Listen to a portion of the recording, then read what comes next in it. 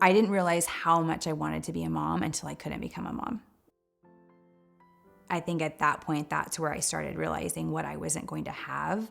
And that's where it became so much more than just wanting to become a mom. It was kind of like not even realizing that something I had wanted and I had always believed I would have had almost been taken from me at that point, after it went from year 1 of trying to year 2 of trying to year 3 of trying.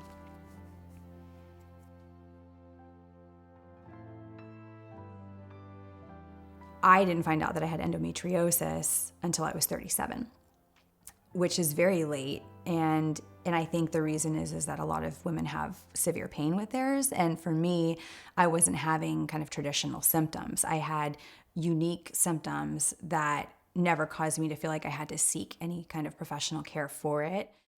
From 30, let's just say from 32 to 37, there was really no care for somebody like me, or at least I wasn't finding anybody. And I didn't know that there were physicians out there who actually would think to treat me in the way that I needed. And we started looking for answers at the doctor, the doctor's office that I was going to at the time, just a general OBGYN.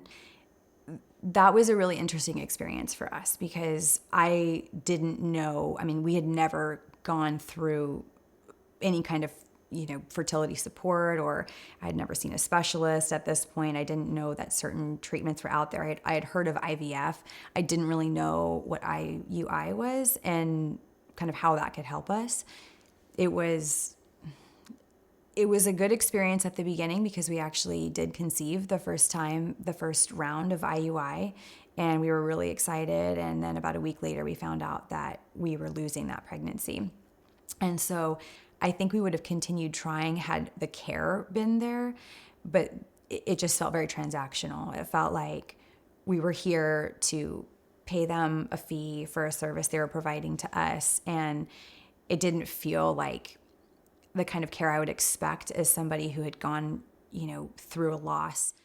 Our experience at Reply was completely different than anywhere I had ever been. And the reason was that my very first appointment, Chad went with me. So we sat down with our doctor and she spent 2 hours with us. And I don't think many people can say that their doctor just kind of sat down day one and spent that kind of time. And I look back and I don't know if she just didn't have a packed schedule that day or if that was standard, but I know that was the reason that we were able to talk through so many things during that first appointment and really get to the bottom of what was going on with me. So my doctor and I, we really just kind of started at the beginning. And as we started talking through the journey that Chad and I had been on, I think I felt very comfortable in actually just kind of sharing the details. Most office visits I had been to had just kind of been, let's hit the highlights and that's it. Hit the highlights, get to maybe a quick diagnosis and keep the appointment moving. Whereas my doctor kept asking us more detailed questions. She dug into my cycle, my monthly cycle, and she wanted to talk through, well, how long is your cycle? And is it painful? And, and she got into so many details that we really dug in, and I felt heard, I felt safe, I felt comfortable kind of describing, like, she's asking me these questions, so she really wants to know. And I felt like also that she was giving me the time that it would take to kind of talk through the details and not rush through things. And I think that was kind of the partnership that it took to get to the bottom of what was actually going on. Because I'm sure a lot of doctors have heard of endometriosis and know about endometriosis, but no one had ever said that word to me. And at the end of that conversation, that 2-hour conversation, she said, I think you have endometriosis. And the only way to know for sure is if you have a surgery, a laparoscopic surgery. But I remember, I'll never forget, she just looked me in the eye and she said, I would never ask you to go through a surgery just to see if you had endometriosis if I wasn't 99% sure that that's what you have. And that was enough for me. That was enough for my husband. We just said, can we do it now? I mean, we were there was no question at that point. We had built trust through that conversation. And when we got to that point, we just kind of felt so much hope, because before that we had been, just asking, well, what could be the problem? And all my tests came back normal, and there was, blood work was normal and everything was normal, except for, maybe my thyroid condition. But we had found that, we had been treating that, and nothing was changing. And so that's where we knew, okay, Reply is different.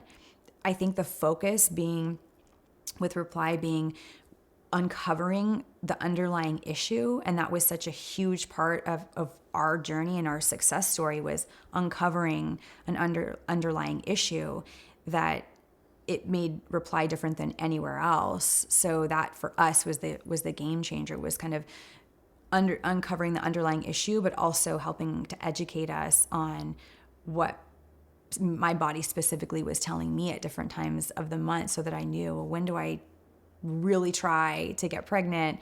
And it's almost like a conversation with your own body. Does this work? Let's try this. Let's look into, does just knowing more about your fertility, does that help? I mean, to this day, I haven't been able to stop talking about Reply. Whenever anybody says they're having trouble getting pregnant, or, don't feel cared for by their doctor's office, Reply is the first thing I tell them about, is my experience with Reply, because it is so different. And unless you know that care like that exists, you don't really know to look for it. The best part of our day now is just waking up and looking at the monitor, and her still, or waking up to her saying "Mama" in her room, and it's time to go get her. And every morning, I don't know what I'm going to wake up to. I mean, I could wake up to her. One day she was crawling, and then the next, felt like the next day she started walking. I mean, it's like every day is so new.